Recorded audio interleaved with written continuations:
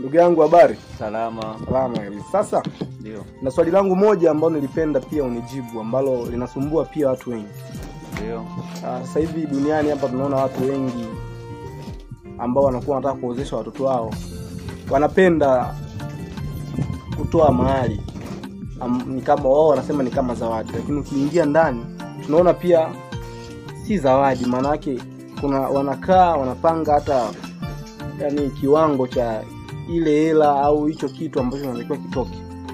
Unaona? Sasa mimi ikawa imenichanganya kidogo kwa maana mimi nipo katika ukweli. Unaona?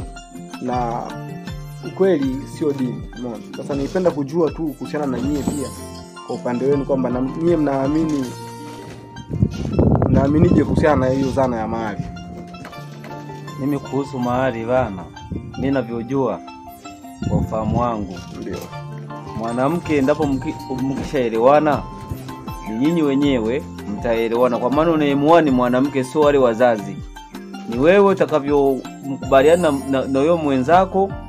Umeona? Ndio.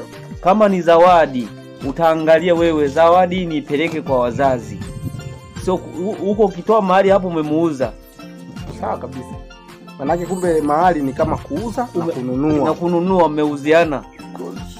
Nzuri, sema kitu ambacho ndugu zetu hawajui leo hii wamefanya hicho kitu kimekuwa kama biashara. Ndio. Ambapo hata katika makanisa hicho kitu pia kinafanyika, maana yake wao pia kuna vitu ambavyo wanavihitaji ambavyo msipovitimiza wao wanasema hawafungishi ndoa.